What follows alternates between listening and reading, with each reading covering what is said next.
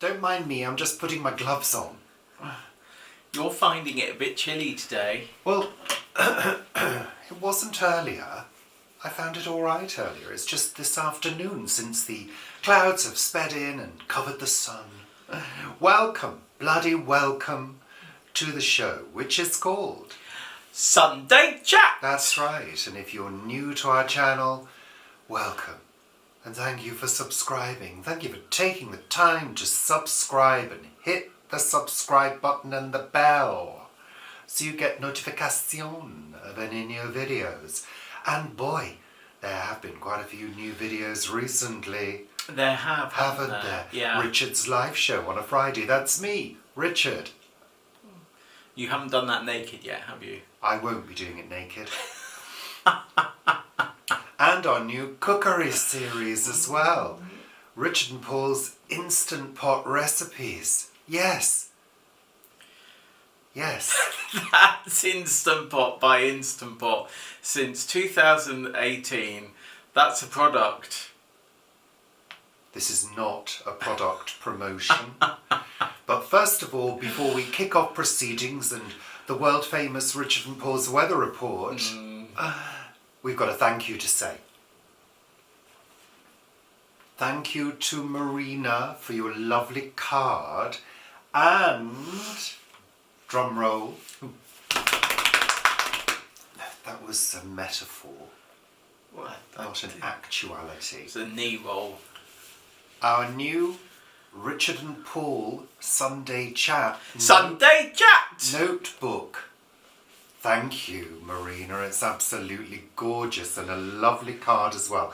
Find your song and sing it. Oh. What would your song be, Paul, if you sang it? I'm Too Sexy by Right Said Fred.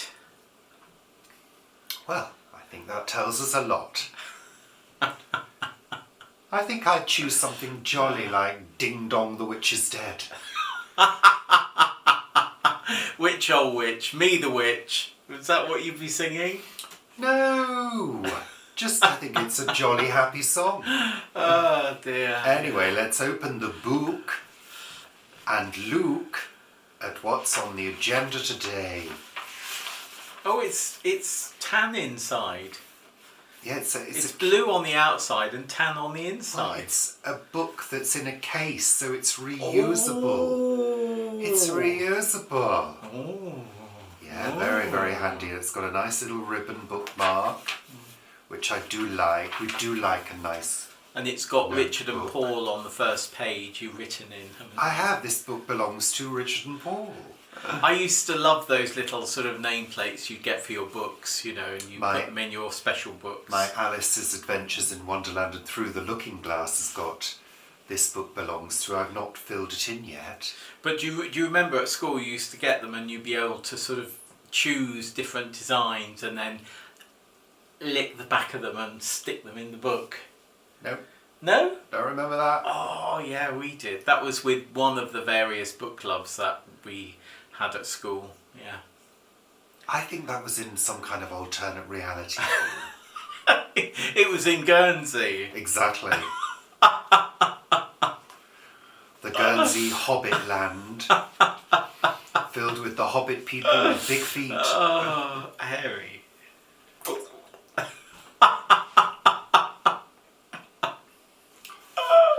So, thank you, Marina. It's a good thing you don't have a foot fetish, is it? I most definitely. No, I do not have a foot. I don't like feet. Oh, No, I don't. Feet are things that should be permanently wrapped in socks and kept away from the public eye. There we are, yeah. They definitely should not have their own show on YouTube. Do they? No, I'm saying they should Oh, definitely they shouldn't. not. Right. I'm sure they have. I'm sure there's somebody somewhere.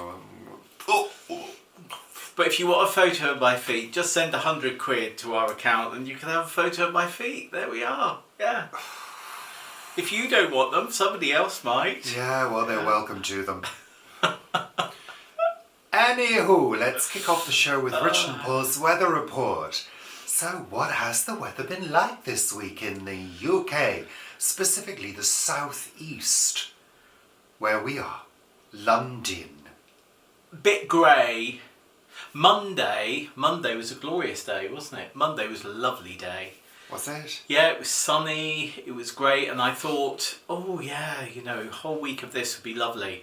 And then somebody said to me later in the day, oh, we're going to have quite a lot of rain this week. And indeed, yeah, we have. It's been sort of grey and damp, I think it's fair to say. Yeah, but we did have a spell of sunshine only about 20 minutes ago, and it lasted at least 3 minutes. Yeah, it has been a changeable week, but it has, the thing to say, the thing of note, Milder. Paul, is it's been very warm. Even though you're cold. 19.6 degrees I clocked on our outside temperature Doodah. La. gauge, temperature sensor module thing. Yeah, 19.6. I think the record for February in the southeast, I think, is 21. Right. 21 point something. I do remember a February a few years ago, quite a few years ago, where I was in a sort of shirt and I think a t-shirt with a shirt over as I was going into White City, where I was working for a day. Wow. Yeah, it was warm. I remember a February where we were in a friend's garden. Really? Yes, I do remember. I can't remember that. Yes, I definitely Was remember. I there? Yes, we were in a friend's garden. Oh, there we are. I just said that twice. So, February can be mild. It can. However, Fool's Spring.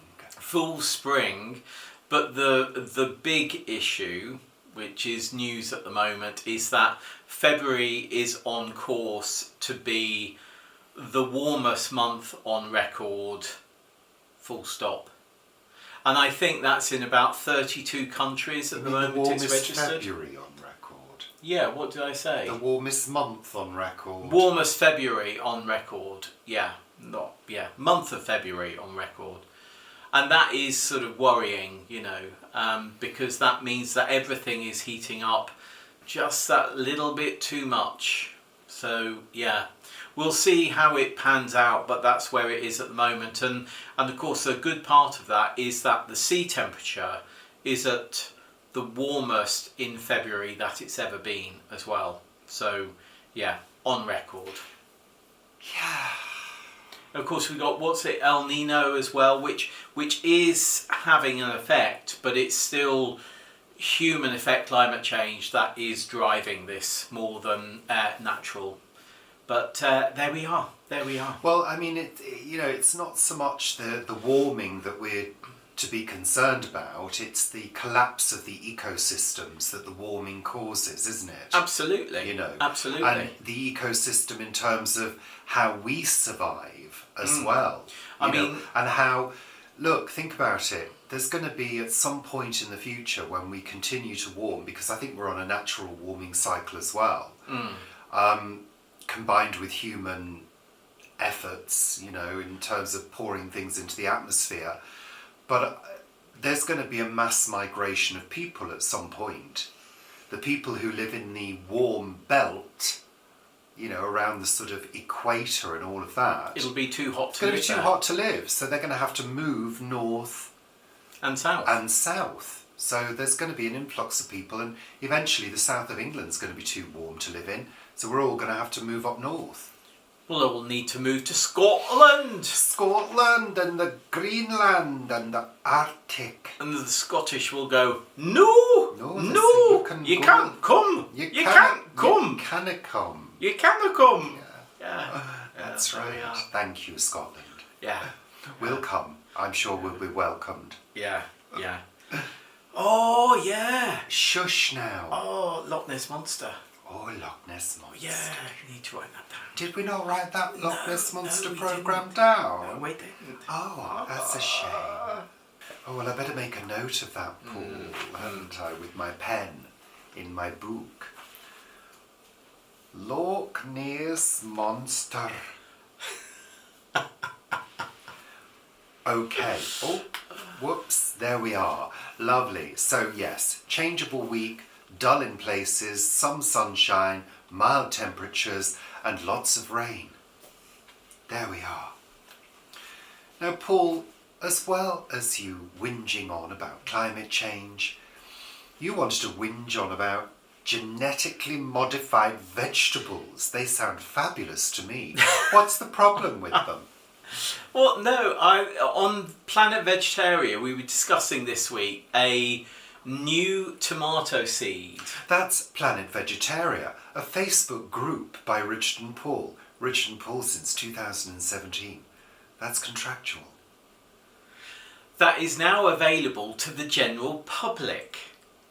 And it's from a company called Norfolk Health Foods or something like that. Norfolk Health something. This is Norfolk in America, not in the UK. And I think you always need to worry about when a company, particularly a big corporate, has got health in its name, because it's usually, wrong. But it's basically a purple tomato. It's a very red tomato that has had its genes modified under microscopes and things, not through crossbreeding, with a antirrhinum, with a snapdragon. It's to get a certain purple colour, and it's just simply called the purple tomato, and it's available to communal garden growers like us, household growers. And that has not been the case in America before. Any GMO seeds of that type have not been available for general growing. They've been available for commercial growing, but not general growing in your back garden. And I'm not sure whether I fancy, GMO seed in my back garden or my allotment, because we really don't know what it's going to do. What happens if in 10 years' time something odd happens and it becomes suddenly poisonous or something? I mean, the whole family of tomatoes is a poisonous family anyway. I mean, you can eat them obviously, but there's certain ones that are like deadly nightshade, that you don't want to eat. But yeah, it just frustrates me. How could it sort of... Don't be pushing my tripod. Did you just move that? No. Are you sure? Yes. Am I out of shot now? No. Wish you were. I've got a pen in my hand and I know how to use it. But how could it just suddenly become poisonous, Paul? What's the problem? Well, I mean, we don't really know. What does it taste like? Is it good on a cheese and tomato sandwich? Well, I suppose it most probably is. Is it nice grilled? But I do remember there was What are the nutrients? Well, it's supposed, because it's purple, it's supposed to have anthocyanins, which are supposed to be good for you. Which are good for you. So, things like deep red peppers and aubergines and red cabbage and things like that are all have these anthocyanins, which are supposedly good for you. So what they try to do is cross an antirrhinum, cross a snapdragon with this tomato.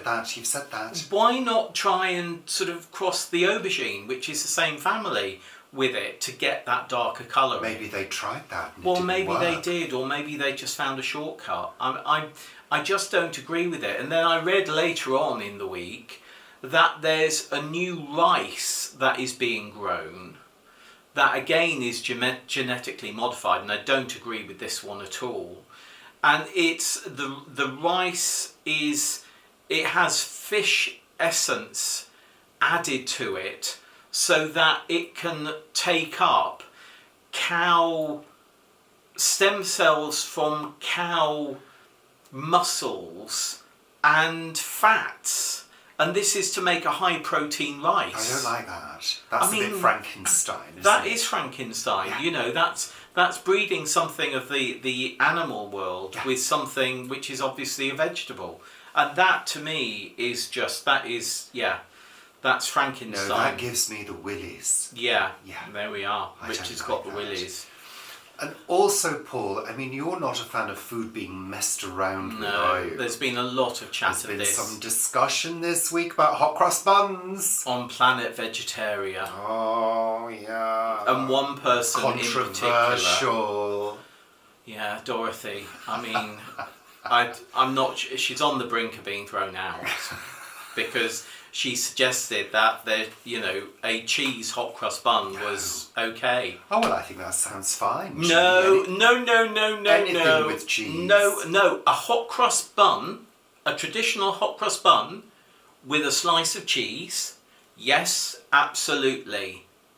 Cheese in a hot cross bun is not a hot cross bun. What, you mean baked into? Yes. Wow. I mean that is no. If it's hot and it's got a cross on it, it's a hot cross bun. But you could say that of a steak, couldn't you? You know, they brand them and things. No, because it's not a bun. Well, it might be. That's a silly thing to say. No, I just do. Let's not play with food. If you want to change a few ingredients, there was a St Clement's hot cross bun, which is sort of orange and lemon flavoured, available in Marks and Spencer's. We're not being paid for this promotion. And that I can accept. That is fine. You know, maybe even a few chocolate buttons or pieces in a hot cross bun. Yes. But cheese in a hot cross bun mixture baked? No. Get over yourself No. and move on. No. It's not going to happen in this house. Join a If anyone different came party, to our Paul. front door with cheesy hot cross buns, leave now. Well, it depends That's on it. the person. Yeah, unless they're incredibly good looking. Yeah. Anyway, so Paul, this week, Paul's Wingerama this week extends to him having a busy week too. Yeah, it was busy this week. Yeah. It was busy, Yeah. wasn't it, Paul? So we had another pop-up outside 140 for Earth's Sake on Wednesday and Thursday, and it was just as successful as it was 2 weeks ago, which was really great. We thought we had, from the sort of Cranley people who drop off bags, we thought we had 31 last time. We thought we'd maybe have quite a few less this time, but actually we had 32, so it was more. So that's really great. And the other good thing about For Earth's Sake is we've now got the full planning through for what Vanessa wants to do there. So the shop hopefully will be opening by the end of March, middle of April. This is the like that. new shop in a different location, Absolutely. which required planning permission, which has now been approved. Yeah. Hurrah! So that's great. Handy. That's good news. Handy, really. Yeah. And we're also having the Wassailas back. There's been some dates confirmed. So there's going to the Hook Eagle Morris. Well, they're not wassailas. No, they're but Morris they came and dancers. did our wassailing. So Hook Eagle Morris are going to be back in the summer and also back in the winter to do a summer solstice and a winter solstice event for us. So that's exciting. I'm looking forward to that. Yeah. Good. Yeah. But it's been busy, and of course there's quite a big drive down there because of the ridiculousness of the junction, M3 junction, and M25 and A3 junction at Wisley. That's just madness. So it took me this time 2 hours to get there and 2 hours to get back. Yeah. But I could go on because I went again on Thursday. So yeah, there we are. That was Paul's traffic and road report. Yes. Roads to avoid this week. I was actually in the middle of Guildford, and there was traffic jams in Guildford coming back. And I thought, I'll give Vivi a quick call. Well, that lasted an hour, and by the time that finished, I was just sort of arriving home. So yeah, there we are. Paul's traffic stories. Yeah, Guess how interesting there's they are. plenty. Guess how interesting they are. That interesting, really. So it has generally been a busy week.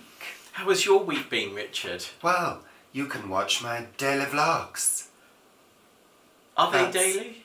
Richard's daily vlogs. Weekly. Of dailiness. Weekly daily vlogs. Yeah. Do you do 7 a week? No, not always. So they're intermittent daily vlogs. I occasionally miss a day by accident. Right. I just forget to do it, depending on how busy we've been. But yeah, it's been a busy week. I mean, there's been other stuff going on as well. We've just released our new cookery series, the Instant Pot. What was that noise? That was excitement. It sounded like a fart. No, it was me going, ooh. Yeah. Our new Instant Pot pressure cooker series, that's the Instant Pot by Instant Pot. We said that. What did we do? We did bolognese. Bolognese style and there's pasta a new sauce. one out on Wednesday this week, and there will be further ones coming. And we will be exploring not only one pot meals, but things like how to cook rice in a pressure cooker, or how to steam your veggies in a pressure cooker. Things like that. So watch this space. Lovely.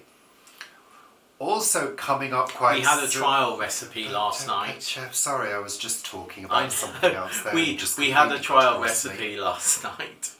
And I said to Richard, do you think it needs a little bit more this?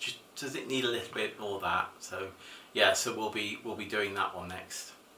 Well, I told everybody on the live show what it was, Paul. Oh, well done, Richard. It's a mushroom risotto. Yeah, but you won't see that for a couple of weeks. Oh, no, for a few weeks. Yeah, a few weeks. That's it.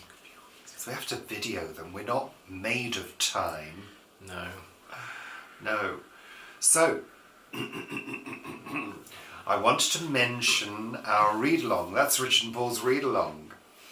I'm reading Alice's Adventures in Wonderland and Through the Looking Glass. In fact, I've read it. I finished it.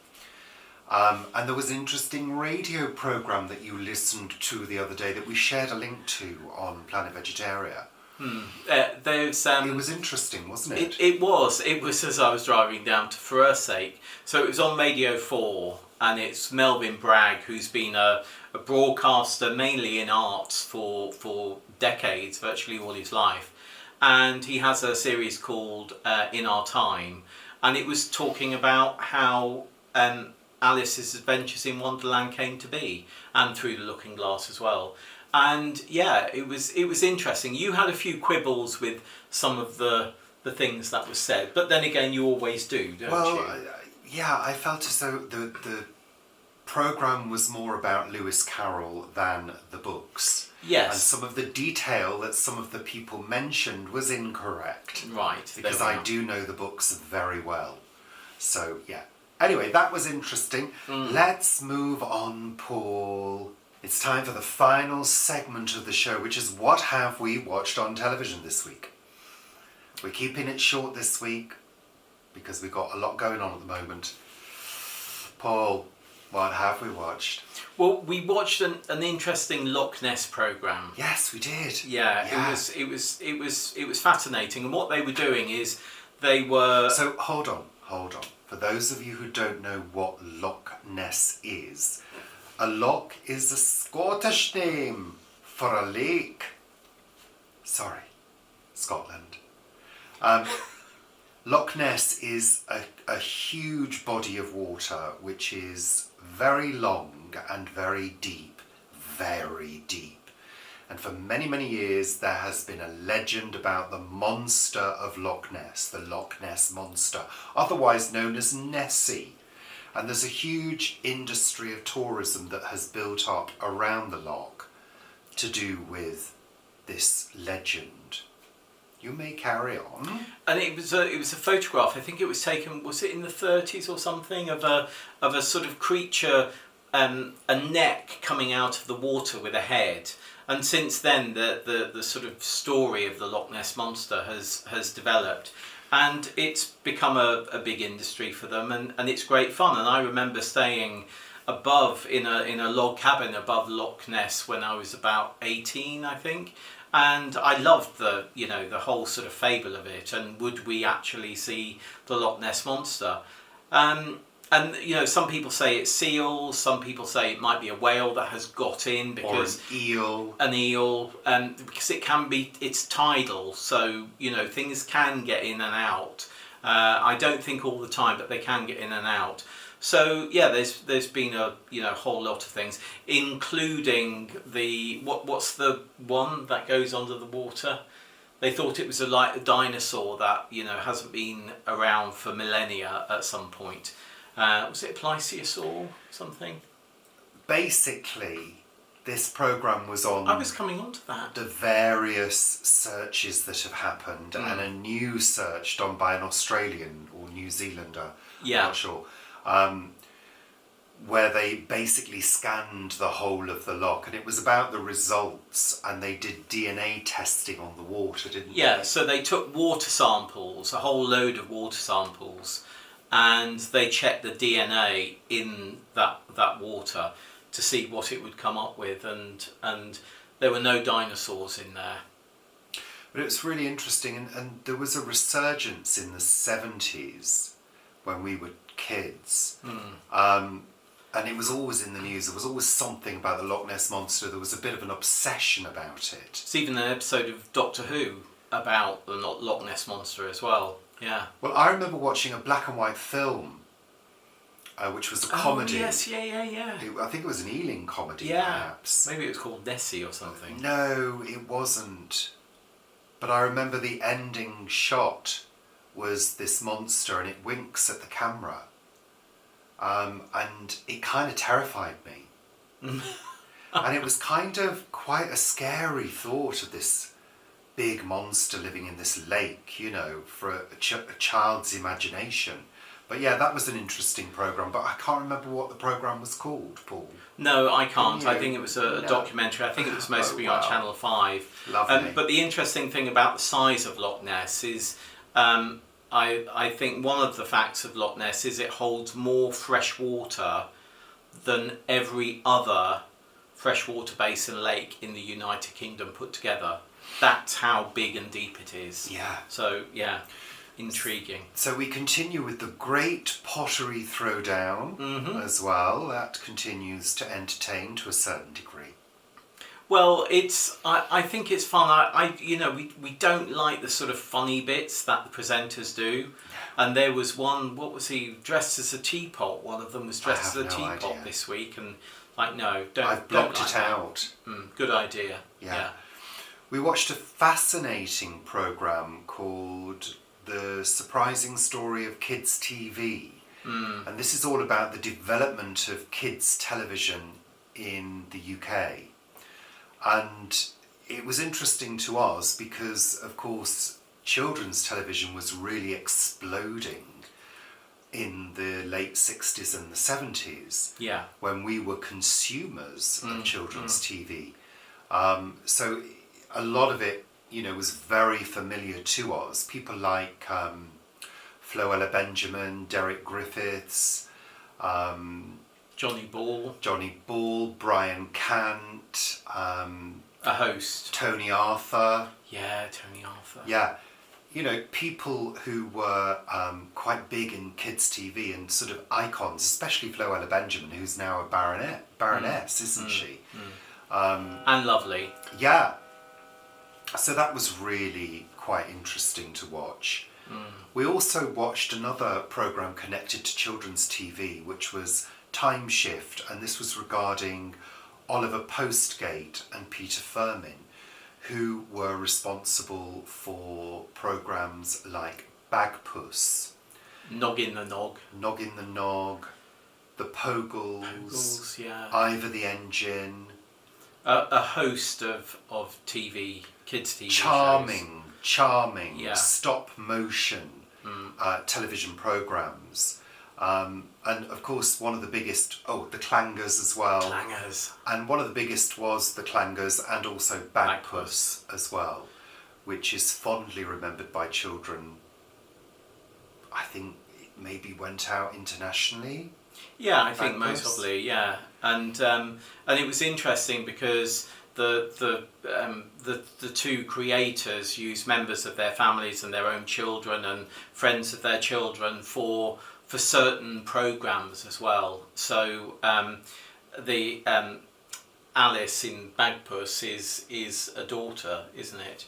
And Alice Emily. Emily in Bagpuss is a daughter, and also there was a number of sort of folk artists that they used, like folk singers, to do the music, and their roles developed and became much more than had originally been planned.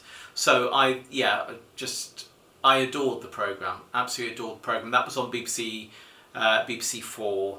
And I'm sure it's available on iPlayer. It was a bit of a throwback, though. It wasn't a new programme. No, it's not. Quite old. I think it was 2010 or 2012. So it's a decade old, but certainly interesting. Yeah. Very good. We finished the Amityville An Origin Story. Very interesting.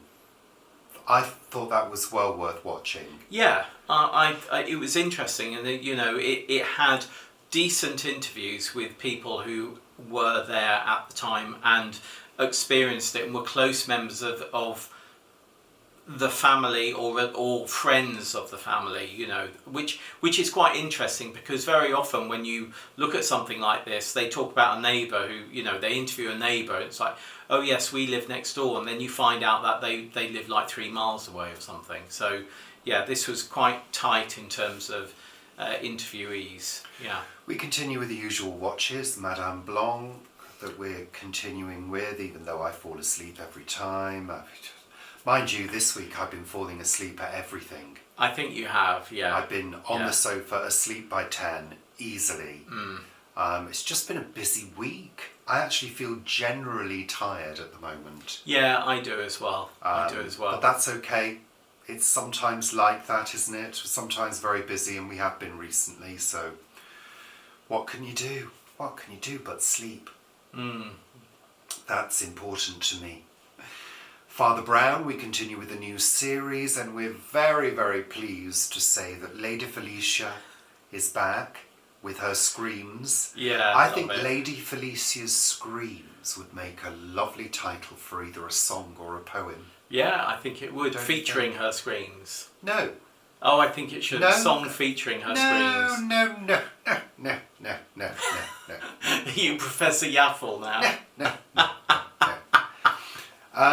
No, you'd have to discover from the song what it was about. Right, okay. You don't tell everybody what it's about by having a woman screaming all over it. No, but can't you take a scream and then you can do different octaves or thing of it? No. So that was good, because we love Lady Felicia. Unfortunately, Banter hasn't made an appearance yet. No. We also continue with shows like Question Time, which, at the moment, I don't know about you. It's politically at the moment, it's just so stale, isn't it, really? It's the same old thing going around and around and around at the moment. Cost of living, but Tories doing what they normally do, like the crooks that they are. Lying. And Labour not being able to really come up with a plan. Though I think, to be fair, I think Labour does have a plan, but it's a very vague plan. Well, no, I think it's a fully costed plan, and the plan is there, and there's more to come out. Just opposite to what the Tories do every time. But it's not. That's their plan. It's not, and there was a big thing about the Labour saying it can't commit to the 28 billion a year for the green industries. And they were taking a lot of flack for it, and of course the reason they can't do that is because the government that we've got at the moment, the crooked government, is looking at cutting services even more to give tax cuts to the rich and to sort of normal people a little bit as well. And there just won't be the money to commit to this 28 billion. So, it's a moving feast, and it's a feast that's really coming to the end of its life. All of the food stuff seemed to be going off. But, yeah. And what did you go to sleep to last night? RuPaul. Yeah, UK versus the world. We started the second series of that, and you were asleep before even all the queens had come on. Yeah. It's a very different format To begin with, at least, we haven't got further into it than the first sort of 20 minutes.